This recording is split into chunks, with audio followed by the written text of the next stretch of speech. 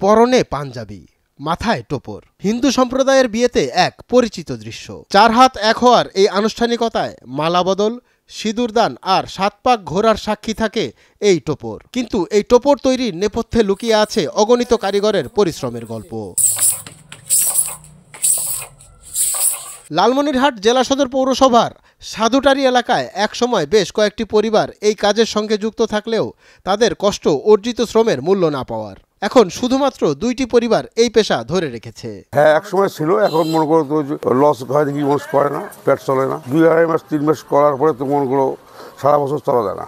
ধরে রাখছি সনাতন ধর্মের জন্য এটা কার্যকরী জিনিস, নাহলে তো মানুষ বেমুখ হয়ে যাবে, এই জন্যই আছে। হ্যাঁ, যেমন চলে তো একটু কষ্ট হয়, এই 100-150, তারপরে 200, এটা আইটেমের উপরে আর কি নির্ভর করে। টোপর তৈরির প্রধান উপাদান শোলা, যা এক প্রকার জলজ উদ্ভিদ। শোলার কাঠ হালকা ও নমনীয় হওয়ায় এটি বিভিন্ন আকারে সহজে রূপ দেওয়া যায়। প্রথমে শোলা সংগ্রহ করা হয় এবং তা থেকে কাঠামো তৈরি করা হয়। এরপর টোপরের গায়ে বিভিন্ন নকশা খোদাই করা হয়, যা পুরোপুরি হাতে তৈরি। তবে জেলার বাজারে এইসব উপাদান না পাওয়ায় রাজধানী থেকে একসঙ্গে ক্রয় করে নিয়ে আসতে হয়। হ্যাঁ, হারিয়ে যাচ্ছে, তো দিন দিন হারিয়ে যাচ্ছে। এখন মনে করেন যে মাল মেডিসিন পাওয়া যায় না, যেমন দেশি মাল, এখন বিদেশি মালও আছে এর সাথে যোগ, যেমন আর্ট পেপার বিদেশি, চড়ি, তারপরে আবার চুমকি, এগুলো সব বিদেশি মাল। ইন্ডিয়ান মাল, চায়না মাল, এগুলো নিতে আমাদের বহু পয়সা ব্যয় হয়, যার ফলে বেশি আমাদের প্রফিট হয় না। টোপর তৈরিতে সময় লাগে 2 থেকে 3 দিন। প্রতিটি টোপরের গায়ে সূক্ষ্ম খোদাই এবং নকশা ফুটিয়ে তুলতে প্রয়োজন ধৈর্য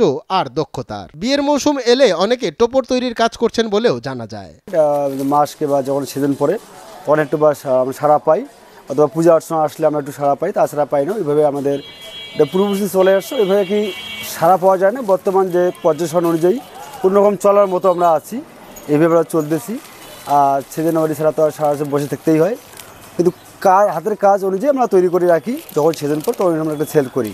তবে টোপর তৈরির এই ঐতিহ্য ধীরে ধীরে হারিয়ে যাওয়ার শঙ্কা তৈরি হয়েছে। প্রযুক্তির আগ্রাসন এবং কম মজুরির কারণে তরুণ প্রজন্ম আর এই পেশায় আগ্রহ দেখাচ্ছে না। আমাদের অনেক অর্নামেন্ট এখন বাংলাদেশ থেকে হারিয়ে যাচ্ছে, যেমন বিয়ের টোপরের পর্যাপ্ত দোকানপাট বা পর্যাপ্ত প্রোডাকশন নেই, এবং যারা এই কাজের সাথে সম্পৃক্ত তারা হয়তো পর্যাপ্ত প্রণোদনাও পায় না, যার কারণে এই পণ্যগুলো মার্কেটে খুঁজে পাওয়া খুব দুষ্কর।